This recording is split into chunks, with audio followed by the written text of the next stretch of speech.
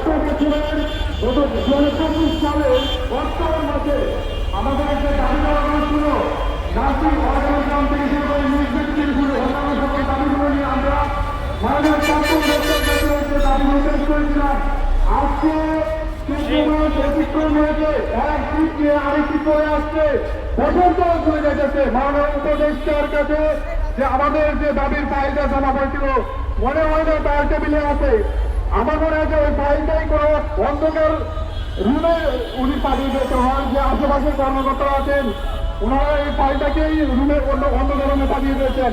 আজকে কি আমাদের ট্রাস্ট রেখে আমাদের কর্মস্থল রেখে এই রাস্তায় আমাদের থাকার কথা ছিল? অবশ্যই না। এই ড্রাইভার আমাদের স্বাস্থ্য অধিদপ্তর নামে যে শয়তানের আস্থানে আছে এবং লোকাল অথরিটি নামে যে দুর্নীতির আউটলেট আছে, এই ড্রাইভার তাদেরকে দিতে হবে। এবং আমরা আজকে যে এই মহাসমাবেশে উপস্থিত হয়েছি, আমাদের দাবিগুলো পূরণ না হওয়া পর্যন্ত আমরা এই সমাবেশের আজকে থেকে আমরা এখানে অঙ্গীকারবদ্ধ হবে, কারণ আমাদের দাবিগুলো মেনে নেওয়া হয়। মাননীয় স্বাস্থ্য উপদেষ্টার কাছে, স্বাস্থ্য উপদেষ্টা মহোদয়ের কাছে আমাদের এই অনুরোধ থাকবে, আমরা রাস্তায় আসতে চাই না, রাস্তায় নামতে চাই না, আমরা আমাদের কর্মস্থল থাকতে চাই, জনসেবায় নিয়োজিত থাকতে চাই।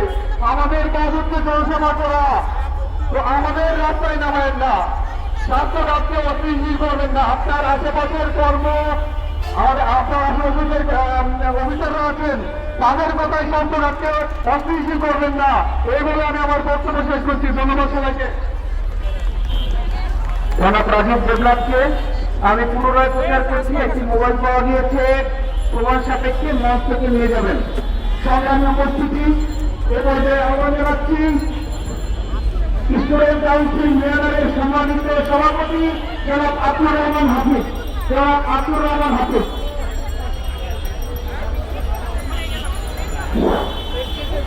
বিসমিল্লাহির রহমানির রহিম।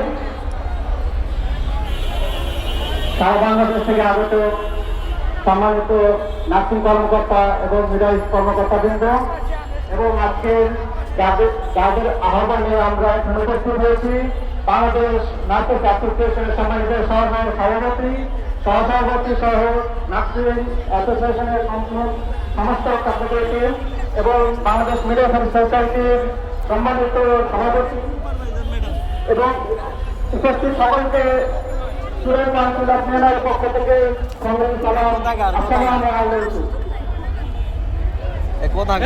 আজকে আমরা যে উদ্দেশ্যে এখানে একত্রিত হয়েছি, আমাদেরকে এখানে দাঁড়ানোর কথা ছিল, আমাদের তো কথা ছিল আমাদের রোগীদেরকে নিয়ে আমরা সুন্দর সুসুস্থভাবে সেবা করে যাব, কিন্তু তারপরে আমরা কম আসছি এখানে যে আন্দোলন, এই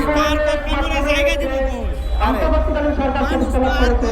আমরা চেয়েছিলাম এই সরকারের মাধ্যমে একটি বৈষম্যহীন, একটি বন্টনমূলক একটি সমাজ আমরা পাবো, কিন্তু আমরা নার্সরা এবং আমরা মিডওয়াইফরা বরাবরই এই সুষম বন্টন থেকে অবহেলিত এবং এই উদ্দেশ্য স্বরূপ, এই প্রমাণস্বরূপ আমাদের বৈষম্যের শেষ পরক মারার চেষ্টা করা হয়েছিল আমাদের অধিদপ্তরকে একীভূত করার মাধ্যমে।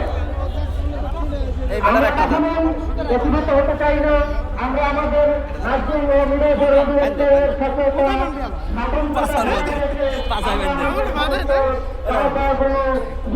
স্বাস্থ্যদান চাই।